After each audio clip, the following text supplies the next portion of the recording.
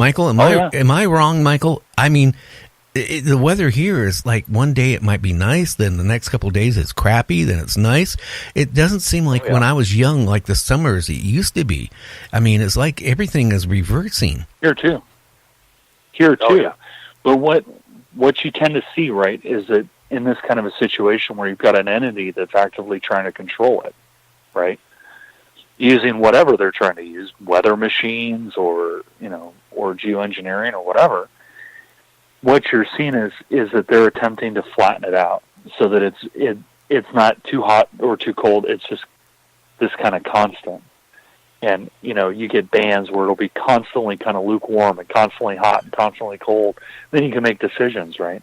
But I think what you're seeing now is they're accelerating the program. And I think that you're starting to see a kind of evening out.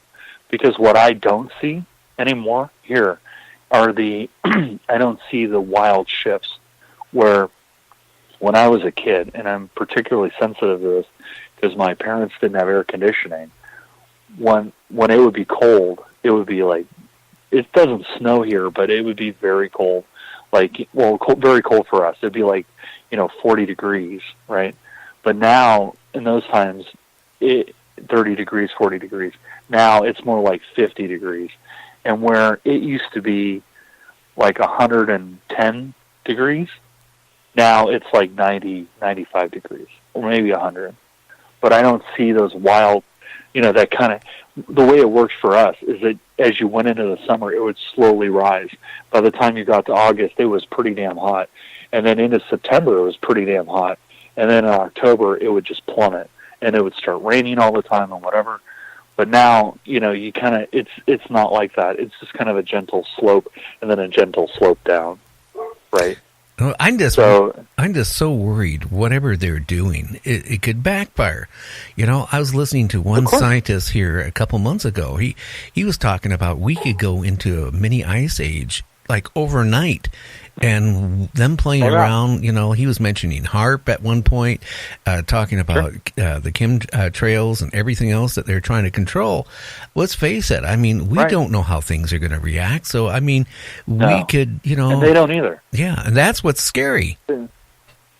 Right. They think they know. They have computer models, but, I mean, it's the best guess.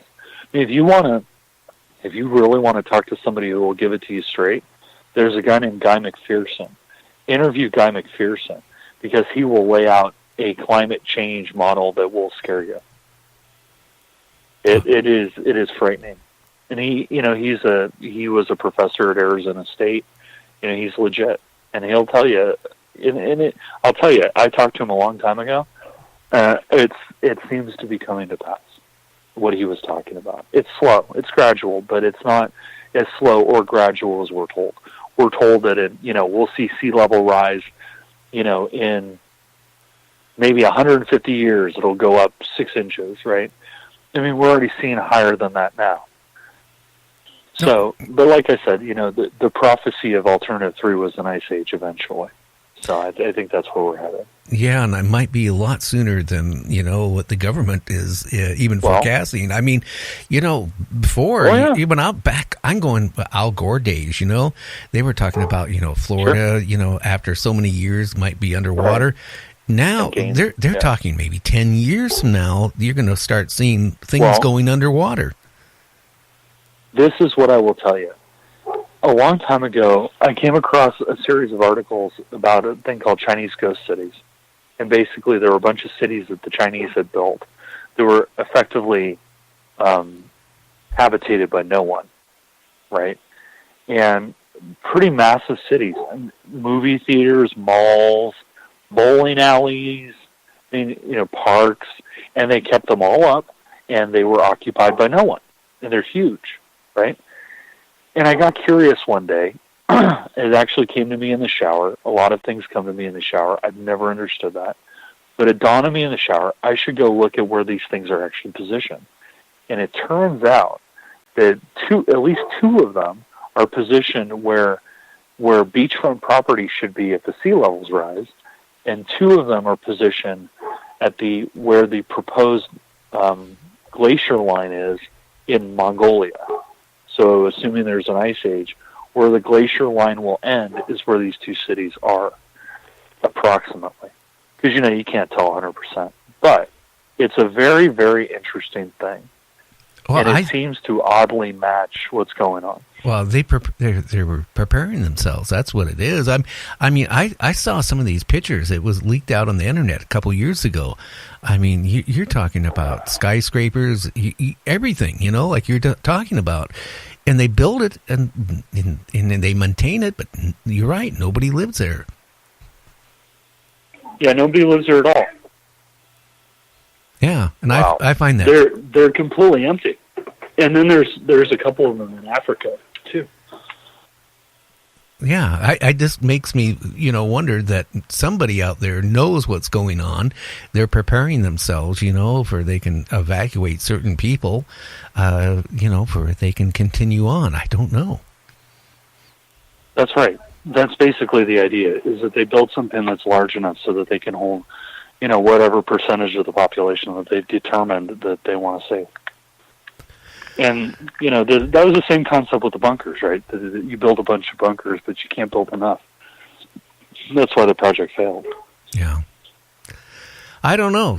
That's what... Pretty cataclysmic. Yeah, well, what really scares me, if doomsday did happen, seriously, and let's say you have a generator, and you're the only one in your area that has a generator, and you're running your generator. Well, you know what? Somebody else is going to hear your generator. They're going to want your generator. They're going to want your food. They want what you have. And I mean, I think it wouldn't take as much for society as we know it to start breaking down really, really fast.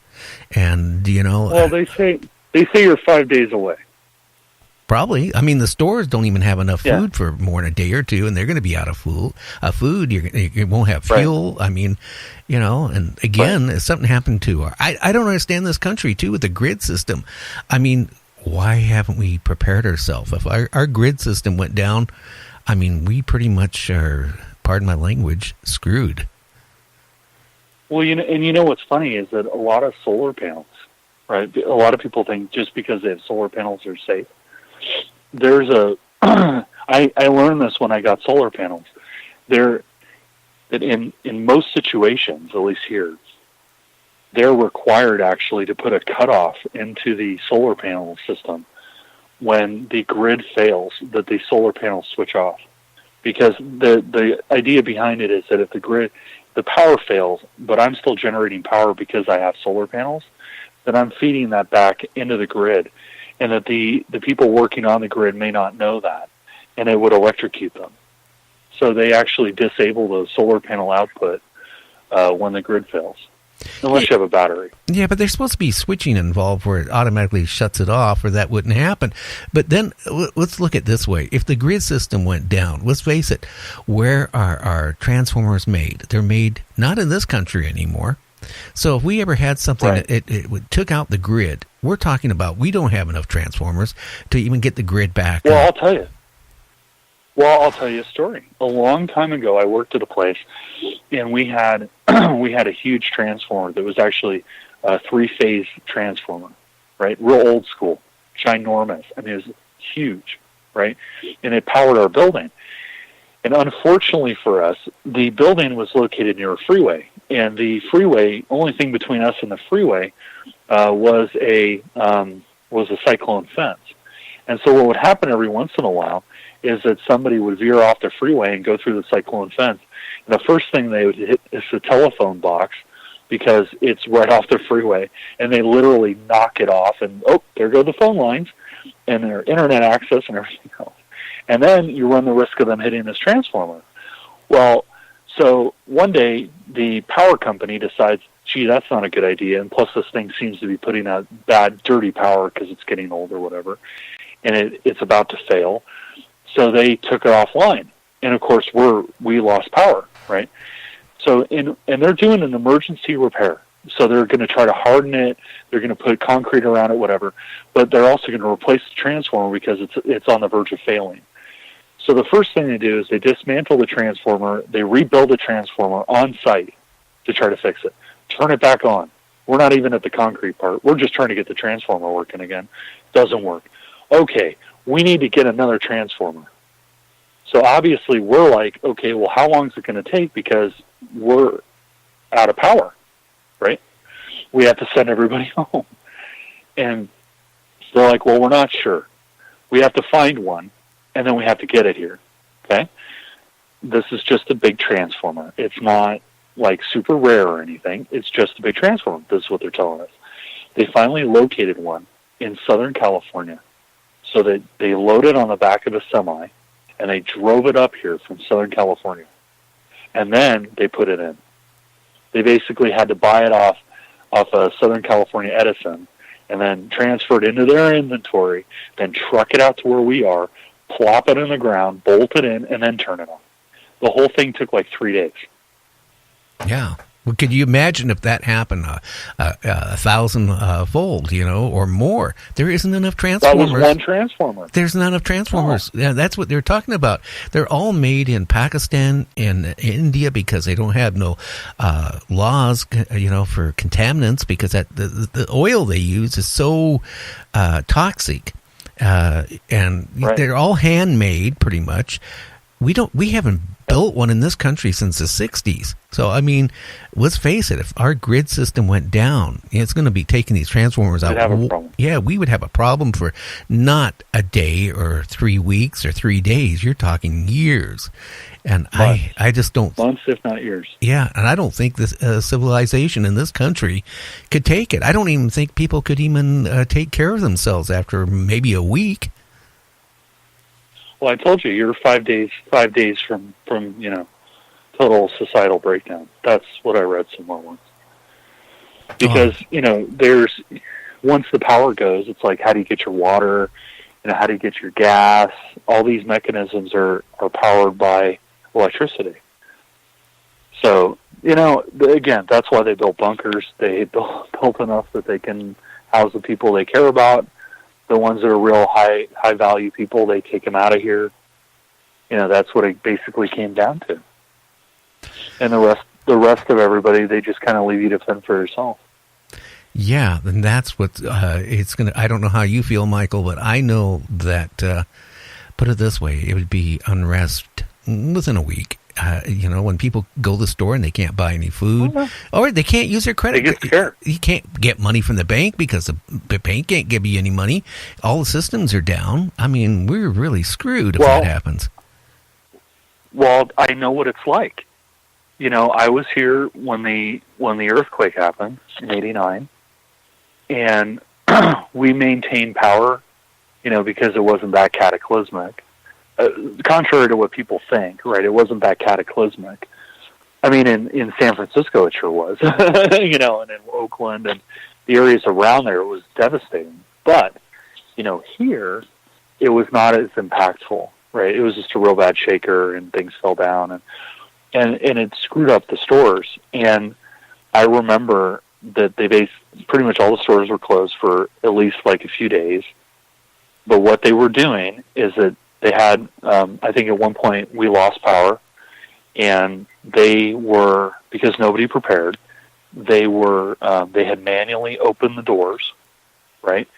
And they were letting people in groups of 3, and it was cash only, and you could go in and buy batteries, or kerosene fuel, or whatever else you wanted to buy. And a lot of the drugstores and the sporting goods stores were doing this. Some of the grocery stores were allowing people to come in and buy like things like milk and eggs because they knew it was going to go bad. But they were going in like groups of 3 and 4, led by somebody with a flashlight. You could only pay in cash. If it was a real hard luck situation, they just kind of let you take it. But yeah, it was really bad. And I remember the drugstore down the street from where I grew up. There was a line 2 blocks long trying to get in there just to buy batteries. And it was a real wake-up call. Yeah. Well, I remember that when, with the gas shortages and all that stuff. I remember, sure. being 2 blocks away from the gas station. Then you drive up to the pump, right? And the guy comes out, I'm sorry, there's no more gas. Yeah, I always wonder what's going on. Now, changing back onto UFOs. Do you think we are being visited by aliens? Do you think they are kidnapping people? I know that I had a guest on here about 2 weeks ago who was number 9